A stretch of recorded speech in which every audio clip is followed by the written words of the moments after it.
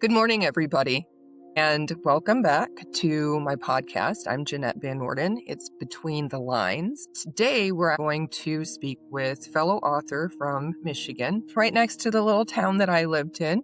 His name is Rich Kopacz. We've had him on the show before, and today we're going to talk a little bit about my novel, Abigail, and we're also going to talk about a really cool project he's been working on. I'm not going to give it away. I'm going to let him go into the details on that.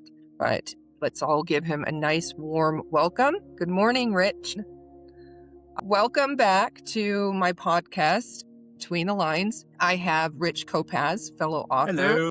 And we're going to have a little conversation here about Abigail and writing processes and a super fun project that Rich has created that we're going to go forward with. So welcome, Rich. It's nice to have you back. It's been a while.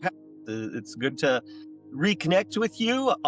Both of us started writing when we were little. Yes.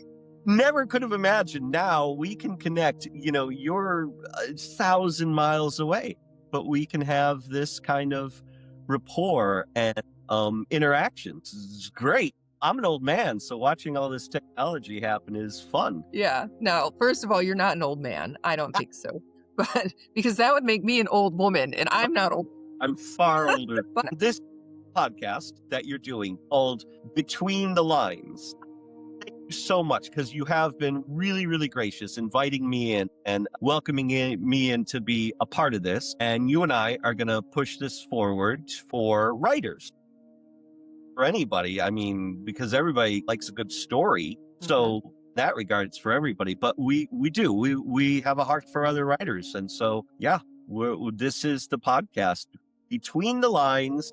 You're Jeanette Huffman, and I am Kopacz. And we both are published authors, not hugely experienced in the field. You're further ahead than I am. And now we have an opportunity to reach out to others and bring them to this. So when we met, it was at one of your functions that you were here in Michigan doing promotions for your book, and we did a book swap. Yes. And I read your book, Abigail, and that's what we're going to talk about today. I've updated a lot with Abigail, the format, but the thing that I'm super proud of is I was able to use AI to restore this photo. And this is my great-great-grandmother, Libby Allen. So I thought that was cool because I liked the way that the art was originally on the book. But the fact that I can look at her now and I can see her and just, I don't know, it just makes me feel a little closer to her. It's not as fuzzy. Well, it's great. It's a great cover. It's a great photo. And it's great for the book because the book is multi-generational, starting back in late 1800s. Correct. And in the South. Yes, Charleston. Yes, but Charleston, South Carolina. For that, that are when they're coming over, right? Because there's scenes when they're coming over. Yes, it's so it starts out with Abigail, and she's living in this beautiful plantation home. So her time period is late 1800s, 1840s time. You're telling me, so this is fun. You were not meaning to write an entire book, Abigail. You were asked to write about a kind of a very quirky, fun little project called The Monsters Ball that you were invited, and you were going to write a piece for that. Now let me ask you, is everything with The Monsters Ball take place late 1800s, or was that just you doing that? That was kind of just me, because The Monsters Ball by Linda Sparks, she actually... It's this ball that takes place, but all these different monsters are coming into it. But sometimes the story is somewhere else. So when she asked me, I'm just picturing this, and I'm like, what character would I want, and where would she be at this point? And I just thought Charleston. I don't know if it was because I had recently been there, and it just kind of stuck with me. And when I write these novels, I like to use places that I've been, because then it's just more vivid in my imagination. Well, one, right, it helps that you're very well traveled, Yes, right? yes. So that when you say where you've been, you haven't just sat around Podunk, Michigan your whole life. Also, the Monsters Ball, the whole concept, that just gets me going. That just as people who are creative, you hear that and you're like, my imagination's going. Let me ask you if this sounds familiar to you. When Mhm, you're a kid or you're a teenager or whatever, you're just at a typical day-to-day thing. Look, you're at McDonald's and you've got to go refill your drink. And mhm. you go up there and you stand in front of the thing and ice is coming out and you're pouring thick and your eyes glaze over and you come back and you're like, what is with you? What's going on? And you're like, I'm just thinking about rapids and jungles and there's a guy looking for a lost treasure, right? And you're like, I just went to go refill my drink. But this is what happens. So when something as meaty as the Monsters Ball, like, oh yes, please. I was shocked that she actually asked me to do something like that. I was very proud that she put that faith in me, but I was excited. And after I wrote Abigail's section, there were so many questions that were still left because it was like she's living in this house in the late 1800s. There's so much history there. Who were her parents? What were they doing there? How did they even get there? Right. Then you're explore the historical significance, like what was going on during the time, because you bring that into the book. 100%. I just couldn't stop with Abigail. I had to figure out why she was where she was when she was. And that involved so many more people and so many more stories. Like you said, you go in to Burger King and you're filling up your drink and you're looking around, and my thing is every person I see wandering around in there doing the things that they're doing, I just see all these different stories walking around. Even filling up your drink in Yeah. Burger King can be an No, adventure. right. You're right. Like, and again, you're like you said, you like to the places you've been, and it's nice to have, that you've been some places you could draw from those. I do talk to a lot of writers. I encourage them. I'm like, look, yeah, right. Or go to the library and read or research stuff. But at the same time, get out and live some life because Yes. you have stuff to write about. So you got to go out there and get some stuff, have some stuff happen to you. Oh, And then, right. So, Abigail is what we're going to focus on today. We have our project where what we're doing and what we'd love to do for any authors who's got the book out there and wants to contact us, wants to get onto the podcast, sit down with them, chat about the book. And then what we're going to do is an audio scene. And so what I've done is having read Abigail, and then I was also a beta reader for Ashbourne, so we could touch upon that later. But I took some characters from Abigail and I wrote out a scene for audio presentation as if it's an old radio play, not a scene that's directly in the book, but a scene that certainly could be part of the narrative, a scene that actually fits canonically, even if it didn't take place inside the book. And that's just kind of to have my own little creative part of it, but also to sort of expand the universe. And because certain things will fit better, audio is a completely different medium. So we grabbed some actors, we've edited in some sound effects. It is 100% amateur hour. We just have people who are doing this for fun, but it is a labor of love. it was beautiful. My skin was tingling when I first started listening to it. I was just like, you're there in the scene. Absolutely amazing. Well, Abigail is does have a spooky atmosphere vibe to the book. So we did have it take place in a South Carolina, which is great. I mean, how much better aesthetic can you get? Yeah. But yeah, this was a lot of fun. I have a couple questions as far as your process. When did you start doing this type of thing? Like, have you always been? In that I realized really early on in my life that I just wasn't vibing with other people. I was like, everything seemed to be story oriented with me. And I was just obsessed with it. I just gravitated toward I found when I was really delving into this, we're in a very Western mentality in our storytelling. It really is once upon a time and happily ever after. But cultures around the world, they tell stories a lot of different ways. And a lot of them are more like, I'm just telling you what happened at that moment. Right. There's no resolution. It's just the information that you have. And so it's a different kind of narrative. And I think it's kind of has like a different purpose. It's not necessarily for entertainment purposes, which we are so obsessed with here. And really the world, I mean, I say here because that was such an 80s thing, but the world has shrunk and now, everything is everything. To answer your original question. Yes. When I got into college, I started driving to and from home and to and from college a lot more. Or I discovered that you could, and this was probably at like a Cracker Barrel or something, that there were tape cassettes that had like 1940s radio programs. So now it's like, because you're not watching TV driving, but you could put these cassettes in. They are a legitimate story, usually only half an hour long, but they are done just a bunch of voice, some sound effects, some music, and there you go.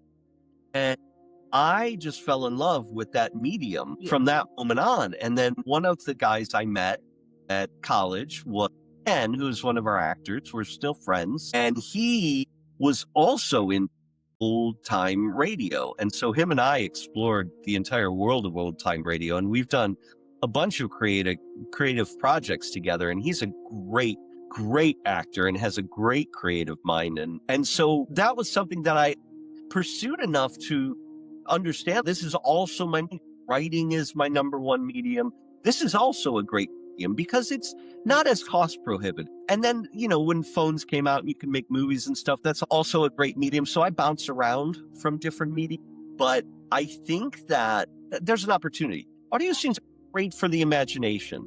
And there are a lot of creative people who are super willing to, put something forward and get something out there in that medium with me, that we can promote this in a way to help other authors. So we would love for other authors to come on, be part of the show, promote your book, and we'll have a scene for you. I think this could be very big because a lot of times when I'm talking about the books that I've written, people will ask, well, is it on audio? And a lot of people, they listen to audio while they're at the gym or while they're driving to and from work. And some people have really long commutes. So I feel like there is a void and that this could really add another layer to an author's novel. I'm extremely excited. Your voice actors they're amazing. The woman that did Abigail's voice gave me the chills. And I don't know who did Lily's, the French voice, but do they really speak French? It was amazing. And by the way, they were both, when we rehearsed, they were both speaking Southern. And I was like, you guys' voices are too close together. And I can't tell. I need one of you to kind of differentiate. And I know Lily, I think I may have asked you or I went to the book or something, but I was like, Lily has some other background, doesn't she? So I was like, so try French. And that actress was like, oh, geez. Well, that's got to be difficult, right? Like, do you mean like French Canadian or do you mean like Cajun? I just want it to be different. And then the voice actors for Eric, it just, you could see him growing up. You could see him at the different ages in my mind. And I'm just thinking that is something more than what was in my novel. And that was just, I couldn't stop listening to it. Yuri, my person, he was wandering around behind me when I was listening to it for the first time. And he's looking at me and he just said, that's really, really good. Oh, yeah. I know. And I looked at him, I said, I know, right? So yes, I hope that so many people see this, hear this, and take advantage of this opportunity because this. Yeah. And this is the thing for people who wonder, like, I would be doing this anyway. Yeah. Even if I didn't know you, I would Right. still be gathering these people together and being like, let's make an audio scene. And we were That's just doing this. Yeah, that's the amazing part too, is that we just get, like, if someone says, well, what do you get out of it? Because people always think, well, you're only doing something to get something out of it. Enjoyment. It's fun. I guess we're getting the dopamine. Sure, you can market your novels this way. That's cool too. But for the most part, this is just another adventure. This is just something where you get to connect with like-minded people that, maybe your minds are totally different, but you just have that commonality. 100%. Well said. This is for everybody. Everybody can enjoy and learn and bond. I will tell. Okay, so let me just tell you this is fun.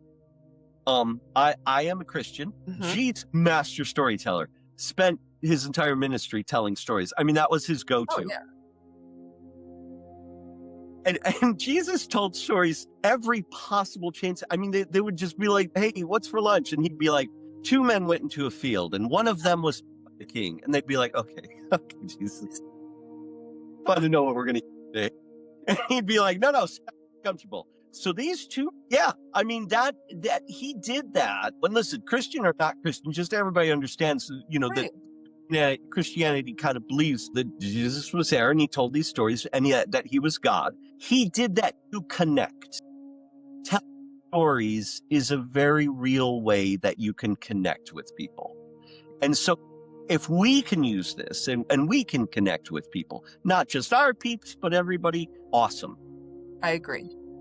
And I think regardless of the theology, we're all connected. I think that you would agree we're better when we're connected. Yes, we are. So much good comes out of you because you're conscientious of each other. You're thoughtful towards each other. You act differently because you act the way that you would want somebody to act towards you. So it makes for a better world to be connected like that. For those of you out there joining in, listening, watching this, thank you for being here. I've already got audio from the scene. We're editing it, so keep watching this space. And for those of you writers, creators, we're rooting for you. Come, how you're doing? Bring us your work, please. Thank you again, Rich Kopacz, for being a part of my podcast, Between the Lines. And we're going to talk more and just have more fun. Absolutely. Thank you, Jeanette. Thanks.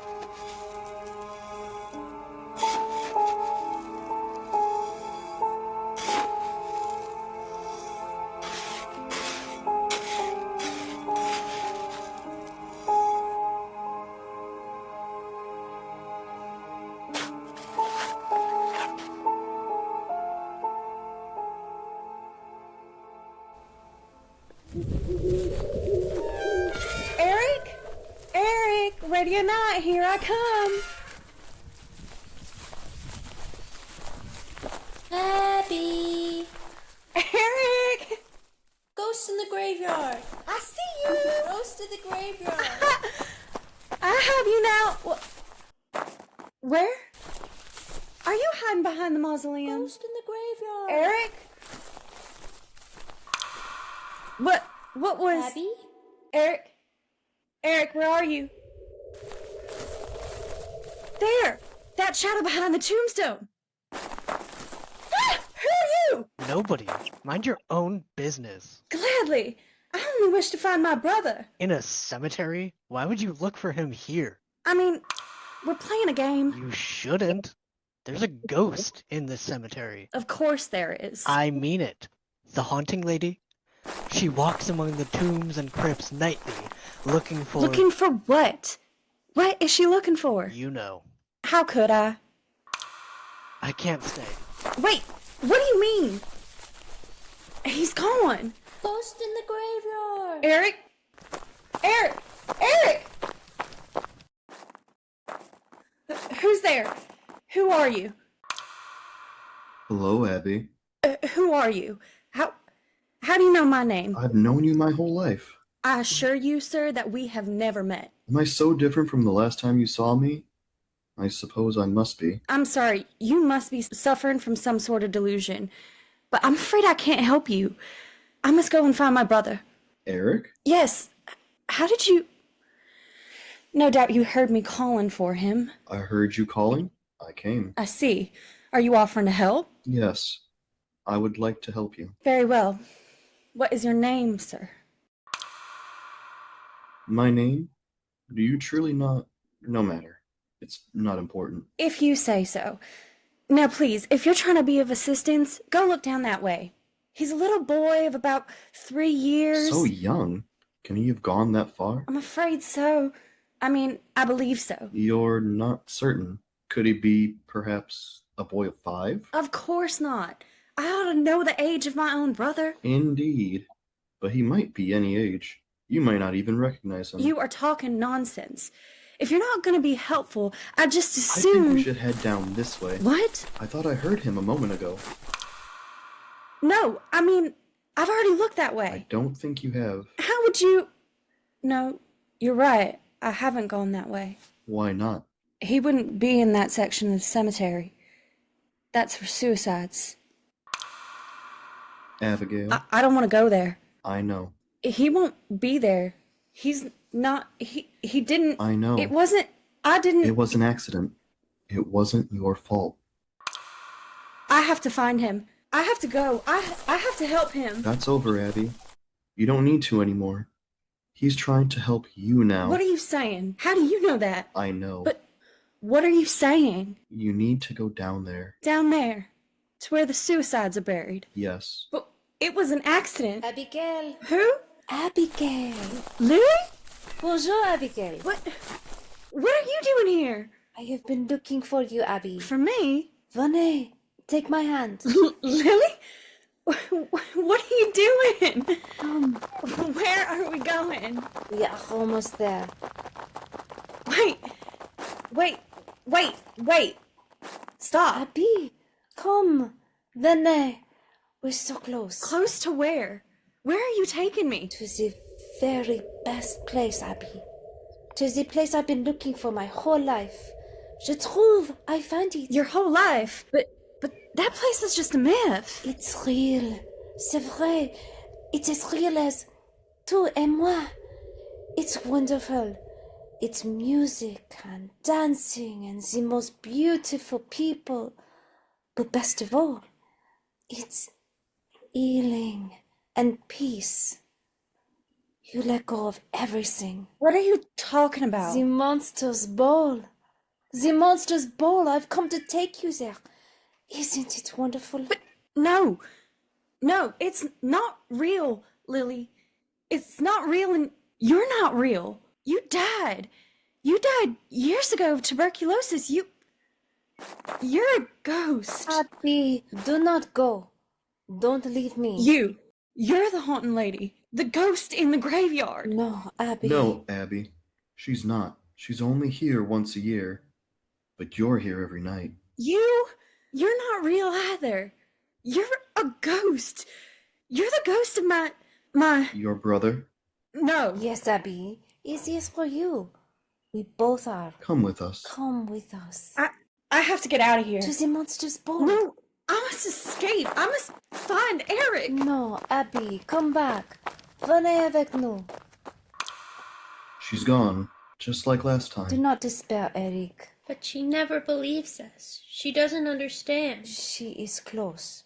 Closer than she's ever been. Do not give up on her. You're right, Lily. I won't. We will wait. You know she will come back here.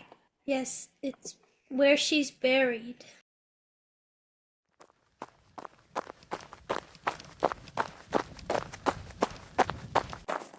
Eric? Eric? Eric? Eric? Eric? Ready or not, here I come.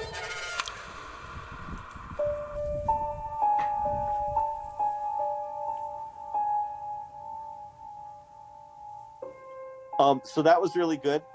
I love the addition of the cat.